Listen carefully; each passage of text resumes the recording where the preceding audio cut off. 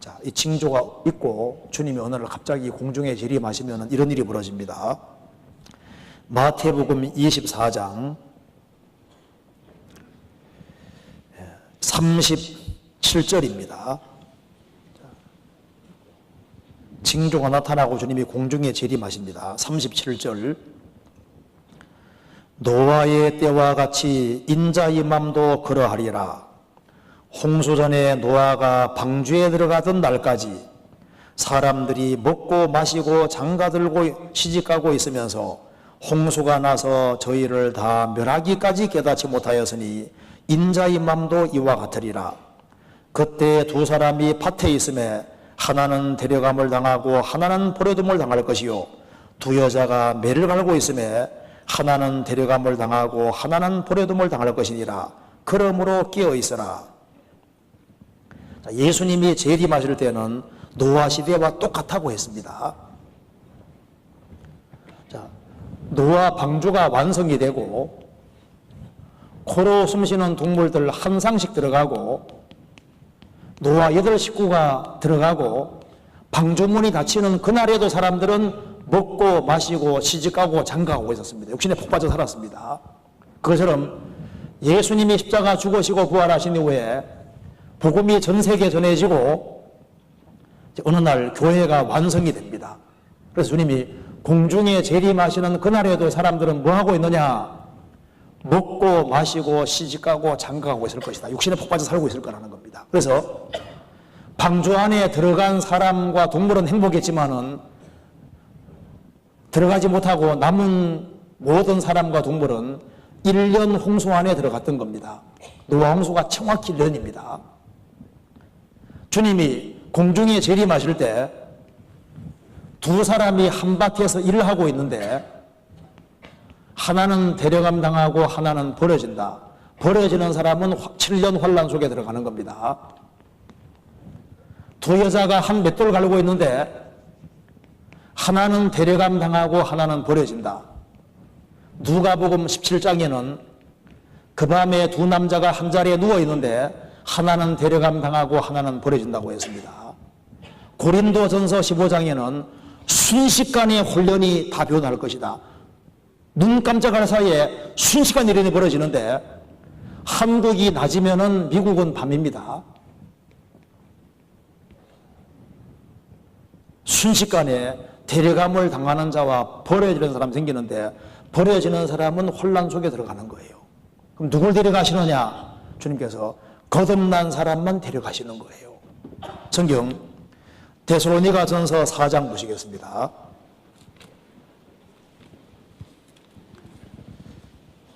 데살로니가전서 4장 16절.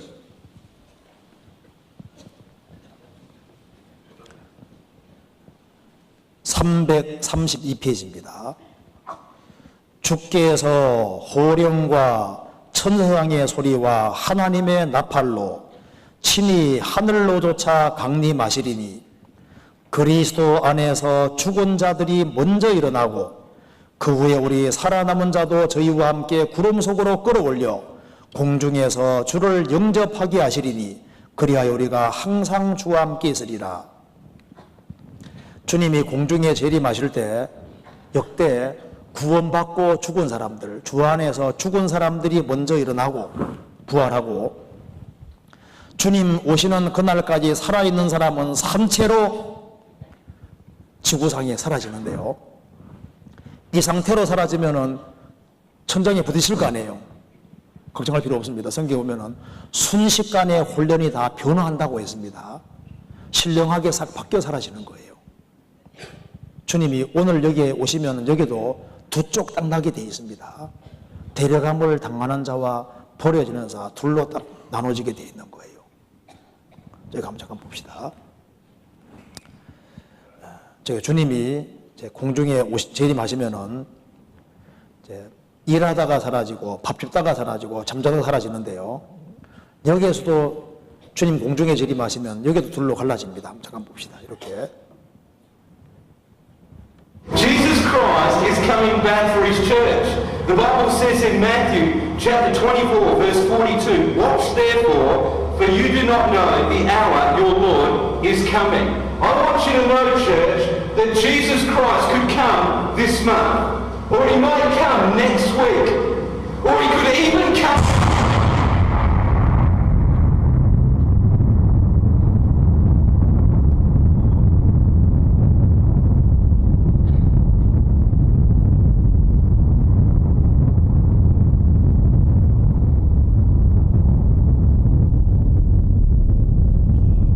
번개가 동편에서 나서 서편까지 번쩍임 같이 인자의 맘도 그러하리라.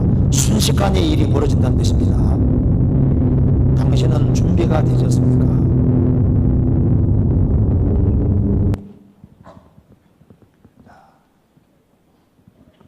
구약 시대 때 노아 홍수전에 하나님께서 에녹이라는 사람을 산채로 데려가셨습니다. 역사시대에 엘리야가 산채로 들림받은 것처럼 주님 오시는 그날까지 살아있는 사람들은 죽지 않고 산채로 신령한 몸으로 바뀌어서 사라진다고 성경이 말하고 있습니다. 자, 이거 한번 봅시다. 그래서 주님 오시면은 구원받고 죽은 사람들이 부활하고 산 사람은 산채로 지구상에 사라지는 거예요. 그러니까 주님 오시면 순식간에 거듭난 사람만 싹 데려가시는 겁니다. 그런데 씨 속에 꽃의 형상이 들어가 있고 알 속에 새 형상이 들어가 있는 것처럼 모습이 완전히 신령하게 바뀌어 사라지는데요. 이 정도만 바뀌어줘도 좋겠죠. 할머님들은 잘 보세요. In an instant, they are given new, beautiful, immortal bodies. 다시 한번 봅시다. In an instant, they are given new, beautiful, immortal bodies. 자, 이게 늙어지게 프로그램 하신 하나님께서 젊어지게 할 수도 있죠.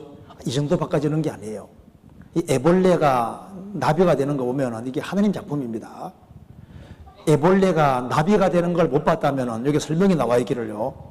전기밥솥이 이제 비행기 되는 것처럼요 놀라운 일이다 그 말입니다. 서로 관계없는 것이라고 생각할 거 아니에요. 그럼 잠깐 볼까요? 잠깐 봅시다.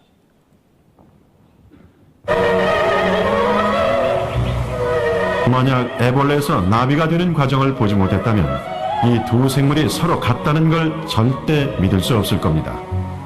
전기밥솥이 여객기로 변한 것만큼이나 놀라운 일이니까요.